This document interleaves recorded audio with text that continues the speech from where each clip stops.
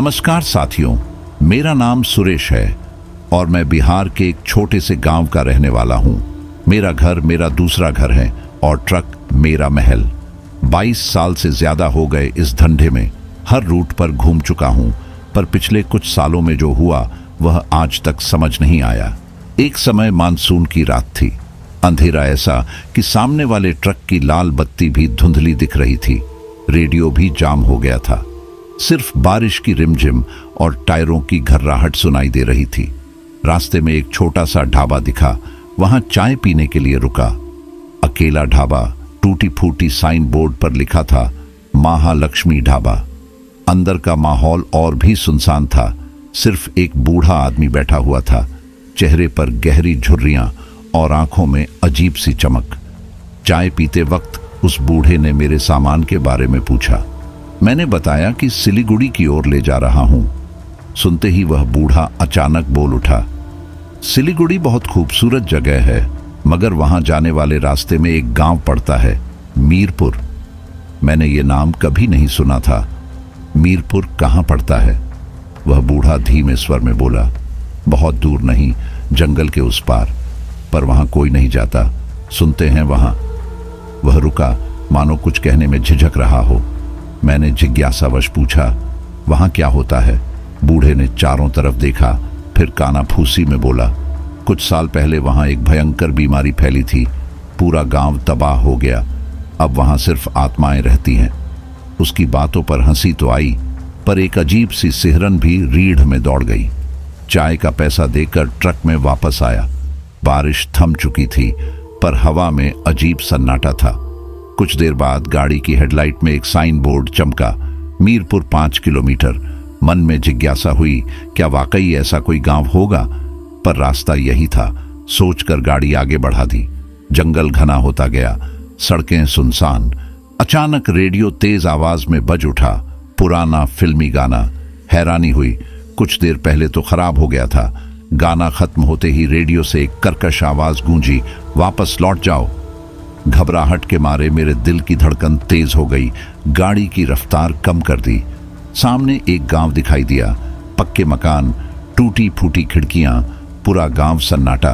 गाड़ी गांव के बीच से निकल रही थी कि अचानक एक औरत सड़क पर आ खड़ी हुई। सफेद साड़ी पहने, चेहरे पर घूंघट, आंखों में अथाह उदासी। मैंने गाड़ी रोककर शीशा नीचे किया। औरत ने धीमे स्वर में बोला, हमें बचा लो। मैं घबराहट के मारे कुछ बोल नहीं पाया। औरत धीरे धीरे गाड़ी के पास आने लगी। तभी रेडियो से फिर वही आवाज गूंजी, उसे अंदर मत बिठाना, वह तुम्हें मार डालेगी। मैं घबराकर गाड़ी आगे बढ़ा दी। पीछे से औरत की चीखें सुनाई दे रही थीं। रेडियो में सिर्फ चीखें और सिर्फ चीखें। गाड़ी दौड़ती रही। सुबह होते होते कहीं जाकर रुक पाया। तन मन थक चुका था। रेडियो खामोश था, मानो कुछ हुआ ही ना हो। मीरपुर का खौफ अब भी रीढ़ में समाया हुआ था। कुछ दिन बाद सिलीगुड़ी से वापसी में उसी रास्ते से जाना पड़ा। मन में डर था, पर रास्ता वही था। महालक्ष्मी ढाबे के पास पहुंचा तो देखा वह बंद था। टूटा फूटा साइन बोर्ड गायब था। अजीब लगा। कुछ देर रुककर आगे चल पड़ा। मन में मीरपुर को लेकर हलचल भी थी। जंगल घना होता जा रहा था। तभी रेडियो फिर से गाने लगा, वही पुरानी फिल्मी धुन। गाना खत्म होते ही रेडियो से वही कर्कश आवाज गूंजी, वापस आ गए? इस बार मैं घबराया नहीं, बल्कि गुस्से से गाड़ी रोकी। रेडियो को जोर से पटका। रेडियो को कुछ नहीं हुआ। गाड़ी स्टार्ट करके मीरपुर की तरफ मोड़ दी। गांव वही था, पक्के मकान, टूटी फूटी खिड़कियां, मगर इस बार सन्नाटा नहीं था। दूर से बच्चों के खेलने की आवाज आ रही थी। हवा में हंसी की गूंज भी सुनाई दे रही थी। गाड़ी गांव के बीच ले गया। बच्चे खेल रहे थे, औरतें बातें कर रही थीं, बूढ़े लोग चाय की चुस्की ले रहे थे। बिल्कुल आम गांव जैसा माहौल। गाड़ी से निकलकर एक बुजुर्ग आदमी के पास गया। उन्हें मीरपुर के बारे में वह कहानी बताई जो ढाबे वाले ने बताई थी। बुजुर्ग आदमी ने धीमे स्वर में कहा, बेटा, यहाँ कोई बीमारी नहीं फैली, ना कोई आत्माएं रहती हैं। कुछ साल पहले यहाँ सड़क दुर्घटना हुई थी। एक ट्रक वाला रात में गाड़ी चला रहा था। तेज रफ्तार के कारण गांव के कई लोगों को मार डाला और फरार हो गया। तब से हर साल मानसून की रात को उस ट्रक वाले की आत्मा लौटती है और वह रास्ता भटकने वाले को रेडियो में आवाज देता है और गांव वालों को डराता है ताकि कोई और उसके जैसा गलती ना दोहराए। मेरे पैरों तले जमीन खिसक गई। वह आवाज, वह औरत, वह गाना, क्या सब सच था? बुजुर्ग आदमी ने मेरा कंधा ठपठपाया। बेटा, तुम डरो मत, तुमने कोई गलती नहीं की। रात को गाड़ी मत चलाना और रेडियो बंद रखना, बस इतना ध्यान रखना। गांव से निकलने से पहले मैंने पीछे मुड़कर देखा। बच्चे खेल रहे थे, औरतें बातें कर रही थीं, सब कुछ सामान्य था, मानो कुछ हुआ ही ना हो। लेकिन मन में एक खौफ अब भी बैठा हुआ है। मीरपुर का रहस्य सुलझ तो गया, पर क्या वह आवाज सचमुच खत्म हो गई है? यह सवाल आज भी मुझे रातों में सोने नहीं देता। कुछ महीने बीत गए, जिंदगी पटरी पर लौट आई थी। मीरपुर का खौफ भी धीरे धीरे कम हो गया। फिर एक रात उसी मानसून के मौसम में फिर वही रास्ता। इस बार मैंने सावधानी बरती, रेडियो बंद रखा, गाड़ी की रफ्तार भी धीमी रखी। महालक्ष्मी ढाबा फिर बंद था, साइन बोर्ड गायब। जंगल घना होता गया और अचानक हेडलाइट में कुछ चमका। वही साइन बोर्ड, मीरपुर 6 किलोमीटर। इस बार घबराहट नहीं हुई, बस एक अजीब सी सतर्कता थी। गाड़ी धीमी करते हुए आगे बढ़ाया। गांव के पास पहुंचा ही था कि रेडियो खुद ब खुद चालू हो गया। गाड़ी रोकने ही जा रहा था कि रेडियो से वही कर्कश आवाज गूंजी, वापस लौट जाओ। पर इस बार मैंने गाड़ी नहीं रोकी, बल्कि रेडियो की आवाज को दबाते हुए तेजी से गाड़ी गांव के बीच ले गया। गांव वहीं था, पक्के मकान, टूटी फूटी खिड़कियां, लेकिन इस बार माहौल अलग था। सन्नाटा नहीं था, बल्कि चीख पुकार और आग की लपटें दूर से दिख रही थीं। गाड़ी से उतरकर दौड़ा। गांव वाले पानी की बाल्टियां लेकर आग बुझाने की कोशिश कर रहे थे। पूछने पर पता चला कि बिजली गिरने से आग लग गई है। मैंने भी उनकी मदद की। आग बुझाने में काफी देर लग गई। जब थककर गाड़ी में वापस आया तो रेडियो फिर बंद था। गांव वालों ने मुझे रात में रुकने का आग्रह किया, पर मैंने मना कर दिया। सुबह होते ही गांव से निकल पड़ा। रास्ते में सोचता रहा, क्या यह सिर्फ इत्तेफाक था या फिर मीरपुर का रहस्य अभी खत्म नहीं हुआ? आज भी सालों बाद यह सवाल मेरे जहन में घूमता रहता है। मीरपुर का रास्ता लेने से बचता हूं, पर कभी कभी मन में यह ख्याल आता है कि क्या वाकई वह आवाज खत्म हो गई है, या हर मानसून की रात वह किसी और को डराने के लिए लौटती है। शायद मीरपुर का असली रहस्य तो यही है। कई साल बीत चुके हैं, अब मैं ट्रक ड्राइविंग छोड़ चुका हूं। एक छोटी सी चाय की दुकान खोल ली है। कभी कभी दूर से गुजरते ट्रकों को देखता हूं तो पुरानी जिंदगी की याद आ जाती है। मीरपुर का खौफ भी कम हो गया है। बस कभी कभी बारिश की रात में रेडियो से पुराना गाना छनक जाता है तो रोंगटे खड़े हो जाते हैं। एक शाम दुकान पर बैठा हुआ था कि अचानक दरवाजा खुला और एक बुजुर्ग आदमी अंदर आया। चेहरे पर गहरी झुर्रियां, आंखों में अजीब सी चमक, बिल्कुल वैसा ही जैसा महालक्ष्मी ढाबे पर मिला था। मेरे मुंह से कुछ निकलने से पहले ही वह बोला, सुरेश, पहचाना? मैं हक्का बक्का रह गया। वह ढाबा तो सालों पहले बंद हो चुका था। वह आदमी मेज के सामने कुर्सी खींचकर बैठ गया और धीमे स्वर में बोला, मैं मीरपुर का रहने वाला हूं। असल में वह आत्मा वाली कहानी सच नहीं थी। मैं कुछ बोलता कि उससे पहले वो हाथ उठाकर रोक दिया और बोला कि सच यह है कि मीरपुर में कुछ साल पहले वाकई एक दुर्घटना हुई थी, मगर वह ट्रक ड्राइवर नहीं मरा था। गांव वालों ने उसे पकड़ लिया था। और वह बुढ़ा आदमी रुका, मानो कुछ कहने में हिचकिचा रहा हो। मैंने उत्सुकता से पूछा, और क्या? वह आदमी मेरी आंखों में गौर से देखने लगा, फिर धीमे स्वर में बोला, उसे जंगल में ले जाकर दफना दिया, मगर उनकी आखिरी ख्वाहिश यही थी कि कोई उन्हें वापस शहर ले जाए। हर साल मानसून की रात वह रेडियो के जरिए यही गुहार लगाता है। मेरे दिमाग में हलचल मच गई। क्या यह सच था या फिर यह भी कोई कहानी थी? वह आदमी उठा और मेरी तरफ देखकर बोला, अगर कभी मीरपुर जाने का मौका मिले तो उनकी आखिरी इच्छा पूरी कर देना। और वो बुढ़ा मुस्कुराया और दुकान से बाहर चला गया। उसके जाने के बाद भी मैं वहीं कुर्सी पर बैठा रहा। दिमाग में सवालों का जाल, मीरपुर का रहस्य और भी गहरा होता गया। शायद यह कहानी कभी खत्म ही नहीं होगी। रात हो चुकी थी। दुकान बंद करने ही वाला था कि घंटी की आवाज सुनाई दी। दरवाजे पर एक युवक खड़ा था, परेशान दिख रहा था। भाई साहब, मेरी गाड़ी खराब हो गई है, मुझे मीरपुर जाना बहुत जरूरी है। मीरपुर का नाम सुनते ही मेरा दिल जोर से धक गया। उस बूढ़े आदमी की बातें दिमाग में घूमने लगीं। कुछ देर सोचने के बाद मैंने उस युवक को मना करने का फैसला किया। रात के वक्त खराब गाड़ी के साथ मीरपुर का सफर खतरनाक हो सकता है, लेकिन युवक की आंखों में एक ऐसी बेबसी थी कि मेरा मन पसीज गया। शायद यह कोई इत्तेफाक था या फिर कुछ और। कुछ देर सोचने के बाद मैंने उसे एक रास्ता बताया।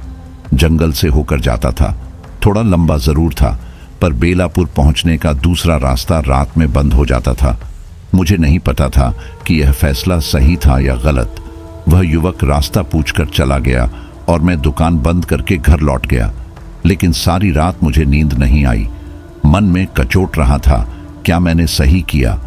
क्या वह युवक वाकई मीरपुर पहुंच पाया होगा? सुबह होते ही बेचैनी और बढ़ गई। पूरे दिन यही सवाल मेरे दिमाग में घूमता रहा। आखिरकार शाम को एक आदमी मेरी दुकान पर आया। वह वही युवक था जिसे मैंने पिछली रात रास्ता बताया था। चेहरे पर थकान जरूर थी, पर आंखों में राहत साफ झलक रही थी। शुक्रिया भाई साहब, आपकी बताई रास्ते से मीरपुर पहुंच गया। वहां के लोगों ने मेरी बहुत मदद की, गाड़ी भी ठीक करवा दी। उसने मुझे बताया कि मीरपुर में सब कुछ सामान्य था, कोई आग नहीं लगी थी, ना ही कोई अजीबोगरीब हरकत। मेरे मन का बोझ हल्का हुआ। शायद वह बूढ़ा आदमी गलत कह रहा था, या फिर वैसे वह युवक बोलने लगा। मीरपुर में एक बूढ़े आदमी से मिला। उसने मुझे बताया कि कई साल पहले एक ट्रक ड्राइवर को जंगल में दफनाया गया था। उसकी आखिरी इच्छा शहर जाने की थी। मेरा दिल जोर से धड़कने लगा। उसने यह भी कहा कि अगर कभी कोई ट्रक ड्राइवर मीरपुर आए तो उसे वापस शहर ले जाए। कुछ पल खामोशी रही, फिर मैंने उस युवक को वह सब कुछ बताया जो मुझे मीरपुर के बारे में पता था। दुर्घटना, रेडियो की आवाज, वह बूढ़ा आदमी, महालक्ष्मी ढाबा। युवक ध्यान से सुनता रहा। कहानी खत्म होने के बाद उसने एक गहरी सांस ली और बोला, मैं ही वह ट्रक ड्राइवर हूं जिसे आप ढूंढ रहे हैं। कमरे में सन्नाटा छा गया। युवक की बातों ने मेरे दिमाग को हिलाकर रख दिया। क्या वाकई यह वही ट्रक ड्राइवर है? कुछ देर सोचने के बाद मैंने हिम्मत जुटाकर पूछा, वह दुर्घटना क्या सच थी? युवक ने सिर हिलाया। उसकी आंखों में गहरा दुख झलक रहा था। हाँ, सच थी।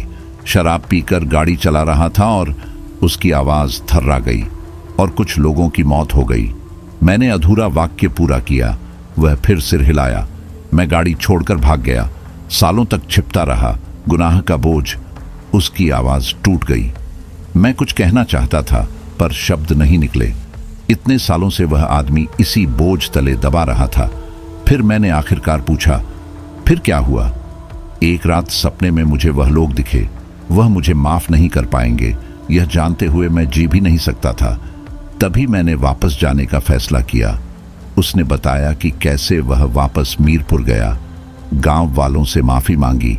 उन्होंने उसे सजा दी, लेकिन आखिरकार माफ कर दिया। मगर रेडियो वाली बात? मैंने जिज्ञासा से पूछा। वह मुस्कुराया। वह मेरी तरफ से माफी मांगने का तरीका था।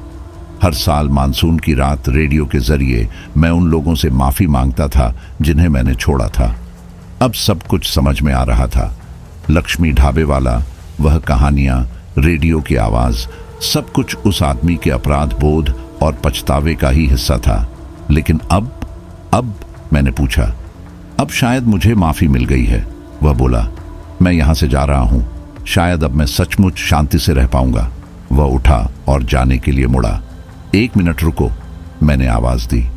वह रुका और मेरी तरफ देखा।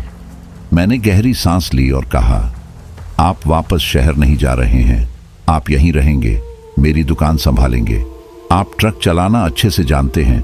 अब आप ट्रक ड्राइवरों के लिए एक ढाबा खोलेंगे, राहगीरों को खाना खिलाएंगे, चाय पिलाएंगे। शायद यही वह रास्ता है जिससे आप सचमुच अपने की का प्रायश्चित कर पाएंगे। कुछ देर वह खामोश खड़ा रहा, फिर धीरे से सिर हिलाया। उसकी आंखों में एक नई चमक थी। शायद मीरपुर का असली रहस्य यही था माफी मांगने का साहस और दूसरों की मदद कर अपना कर्ज चुकाना। कुछ दिनों बाद ही सड़क किनारे एक नया ढाबा खुल गया, माफी ढाबा। वहां एक शांत आदमी चाय बनाता और राहगीरों की कहानियां सुनता, और मैं कभी कभी वहां जाता हूं, चाय पीता हूं और मन ही मन सोचता हूं कि कभी कभी भूतों से भी ज्यादा डरावनी चीजें इंसानों के अपने किए होते हैं। हवा में अब चाय की खुशबू थी। माफी ढाबे के बाहर कुर्सी पर बैठे उस आदमी को देखते हुए मुझे अच्छा लगा। उसके चेहरे पर अब शांति थी, आंखों में वह सालों पुराना डर नहीं बल्कि एक नई उम्मीद झलक रही थी। कुछ ही देर में एक ट्रक रुका। ड्राइवर नीचे उतरा, थका हुआ दिख रहा था। वह आदमी मुस्कुराते हुए उठा और चाय बनाने चला गया। ट्रक ड्राइवर मेरे पास आया। उसने पूछा, यह नया ढाबा है क्या? पहली बार देख रहा हूं। मैंने मुस्कुराते हुए कहा, हाँ, अभी कुछ ही दिनों पहले खुला है। यह वाला भाई बहुत अच्छी चाय बनाता है। ट्रक ड्राइवर ने सिर हिलाया और चाय पीने बैठ गया।